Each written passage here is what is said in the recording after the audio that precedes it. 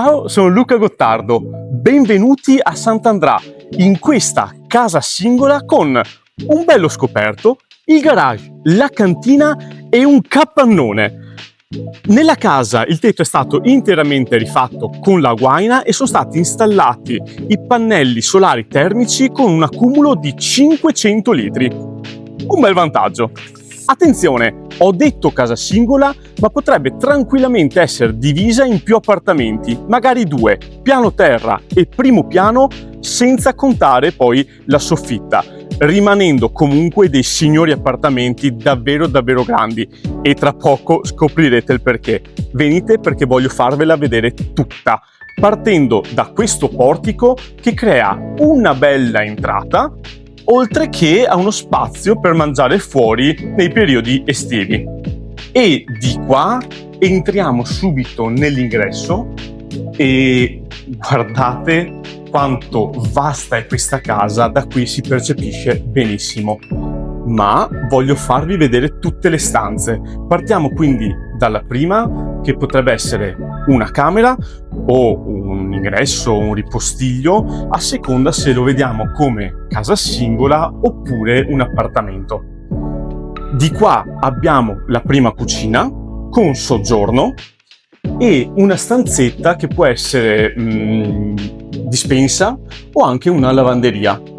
Da questa parte invece abbiamo un'altra stanza, una stanza camera da letto o ulteriore soggiorno, perché comunque le camere da letto, oltre alla prima iniziale, ne troviamo un'altra subito al di là del corridoio, esattamente da questa parte, dove è stato anche cambiato il pavimento, e devo dire che con la doppia finestra entra anche tanta luce.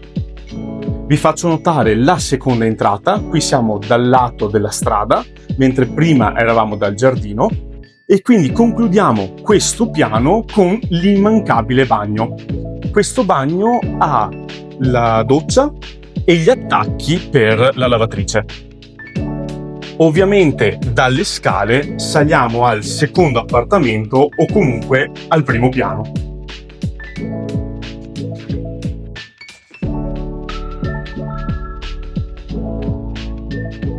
E poi, salendo ancora le scale, si accede alla soffitta, che è grande come tutto questo piano. Ma io intanto voglio farvi vedere questo piano, che è poi il secondo possibile appartamento, iniziando dalle camere da letto, come questa, che è matrimoniale, ma qui tutte le camere sono matrimoniali e davvero grandi, che poi o hanno 2 finestre più piccoline o una finestra bella grande.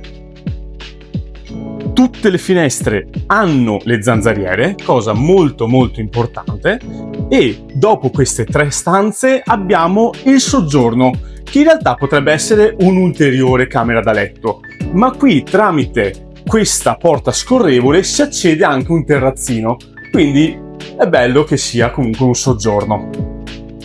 Abbiamo visto pavimento in legno su tutte le stanze e qui nel corridoio abbiamo il cotto. Alzando invece gli occhi abbiamo la travatura a vista. Qui è su tutto l'appartamento, che lo rende davvero affascinante. Allora vediamo anche l'ultima stanza da letto.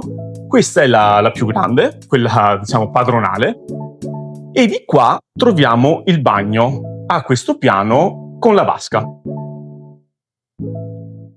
Di qua invece, ovviamente, se è un altro appartamento, troviamo un'altra cucina, quindi sempre con le 2 finestre, quindi sempre tanta luce e un bello spazio. Vedete, anche il tavolone grande fa capire effettivamente le dimensioni di questa stanza.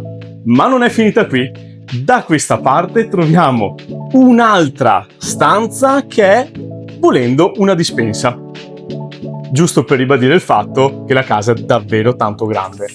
Ma vi ricordate all'inizio? Vi avevo parlato di un capannone. Venite a vederlo. Qui, essendo stata la casa di un falegname, troviamo tutta la mostra, quindi con scuri, porte e finestre, ma la cosa più importante è da questa parte dove c'era il laboratorio, che diventa comunque un magazzino bello grande o comunque con la possibilità appunto di fare un'attività.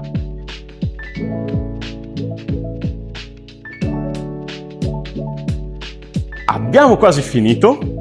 Torniamo dove eravamo all'inizio, quindi all'ingresso, quindi è tutto collegato e qualsiasi sia la vostra necessità, prenotate un appuntamento di consulenza per capire insieme cosa poter fare in questa meraviglia.